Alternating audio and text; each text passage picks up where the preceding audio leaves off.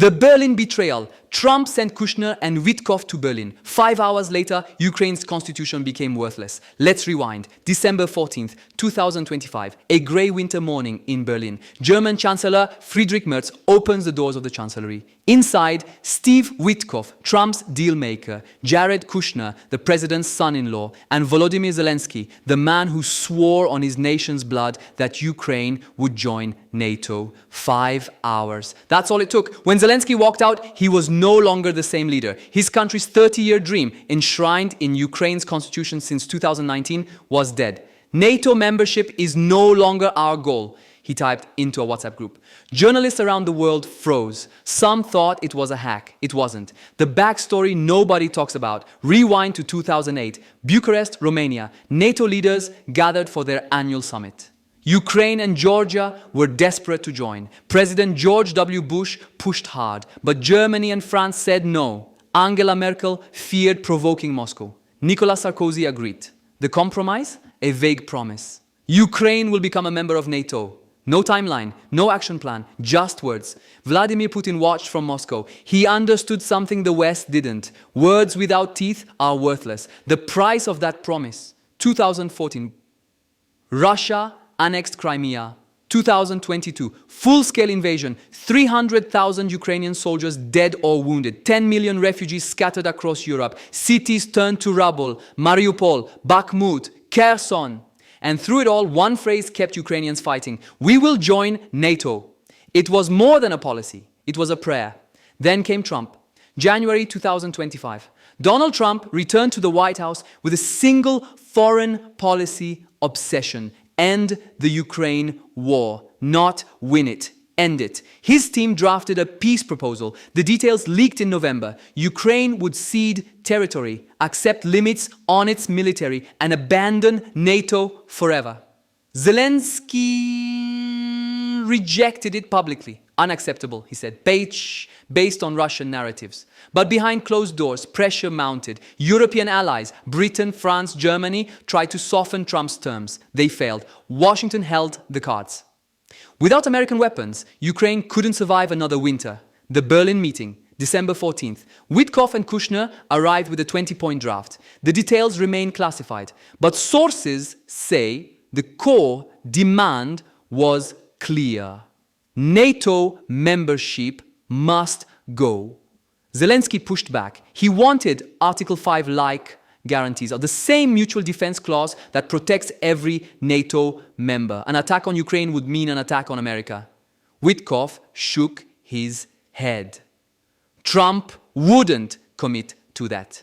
What about European troops? A peacekeeping force? Russia rejected that too. Moscow refuses to let any Western soldier set foot on Ukrainian soil after a ceasefire.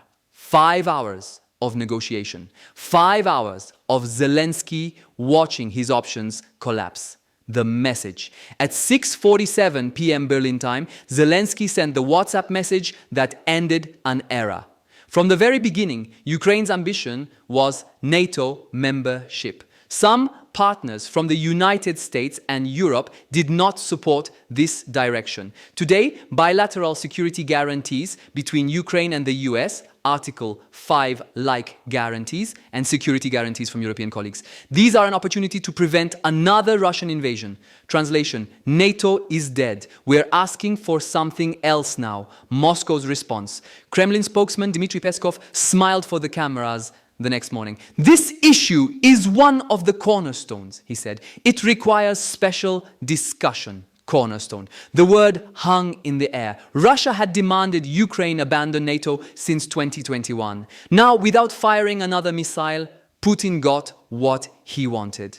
But Peskov wasn't satisfied. He wanted more. Territorial concessions. Donetsk, Luhansk, Zaporizhia, Kherson, the 4 regions Russia illegally annexed in 2022. Zelenskyy drew a line. We stand where we stand, he said. A freeze along the line of contact. That's the only fair option. The 1994 ghost. Here's what nobody in Berlin mentioned. Ukraine has been here before. 1994.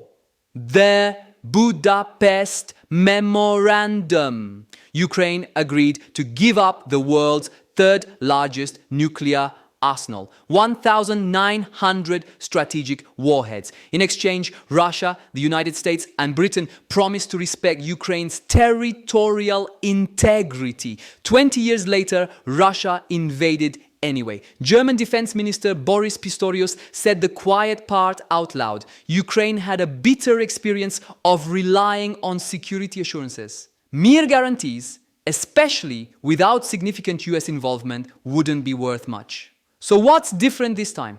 The answer terrifies everyone in Kyiv. Maybe nothing. The guarantee gamble. Zelenskyy bet everything on a promise. The question now, is that promise worth the paper it's written on? Let's go deeper. The anatomy of a security guarantee. NATO's Article 5 is simple. An attack on one member is an attack on all. It's been invoked exactly once. After 9/11, when NATO allies joined America's war in Afghanistan.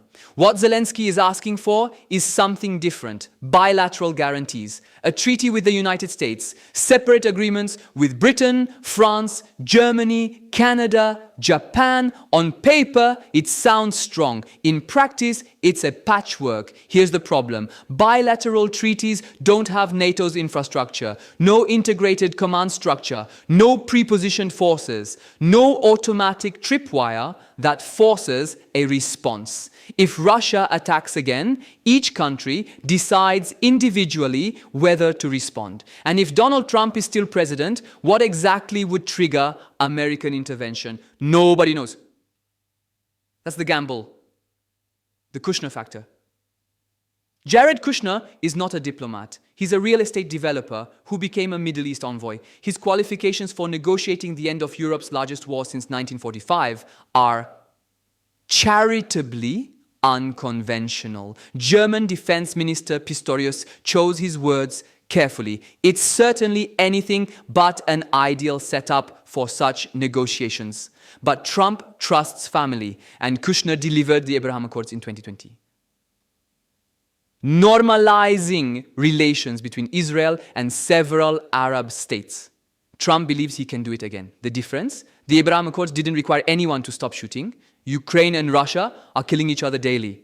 Thousands of artillery shells, drone strikes, missile barrages on civilian infrastructure. Zelenskyy arrived in Berlin with fresh reports. Hundreds of thousands of Ukrainians without power. Russian strikes on heating systems. Water supplies destroyed. Russia is dragging out the war, he said, and seeks to inflict as much harm as possible. Putin's calculation. Why would Putin accept any deal now? His military holds roughly 20% of Ukrainian territory. His economy, despite sanctions, hasn't collapsed. China and India keep buying Russian oil. North Korea sends ammunition. Iran provides drones. The Kremlin's position is clear. Ukraine must withdraw from all territory Russia claims, including areas Ukraine still controls. Putin's advisor, Yuri Ushakov, made it explicit. Russian police would remain in Donetsk even under a demilitarized zone. No Western peacekeepers, no international monitors.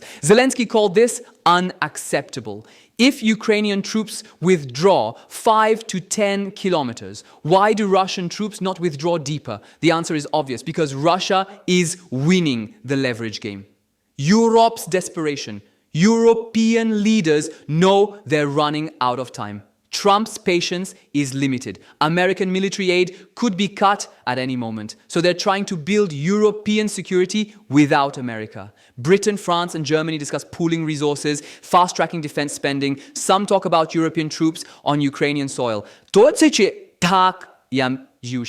Not as peacekeepers, but as a tripwire. But this is fantasy. Europe doesn't have the military capacity to deter Russia alone.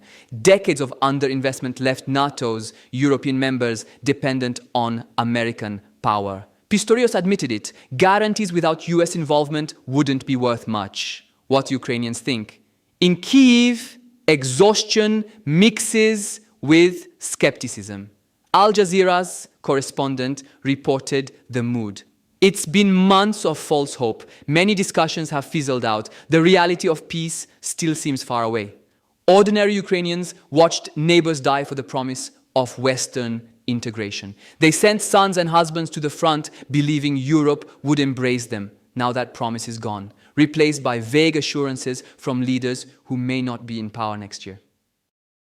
The Trump variable. Here's what Europe fears, but nobody says publicly. Donald Trump is unpredictable. He could sign a guarantee today and ignore it tomorrow. He could pressure Ukraine into concessions, then lose interest. He could declare victory and walk away. Analyst Stephen Bruin put it simply: Ukraine needs more than a word. They need action, something that ensures Trump can't wiggle out. What would that look like? American troops in Ukraine, a Senate-ratified treaty, pre-positioned weapons? None seem likely. Trump's philosophy rejects permanent commitments. He wants deals, not alliances. The meaning of betrayal. Is this betrayal? For Ukrainians who fought believing NATO was the goal, yes, absolutely. For Washington pragmatists, it's realism. NATO membership was never coming. For Moscow, it's victory, a core war aim achieved without concession. The final question. December 2025. Ukraine stands at a crossroads. One path, fragile peace, uncertain guarantees, frozen conflict lines, a generation wondering what they sacrificed for. The other path, more war, more death, more years of attrition with no clear end. Zelenskyy made his choice in Berlin. He traded a dream for a promise. History will judge whether that promise was worth anything at all.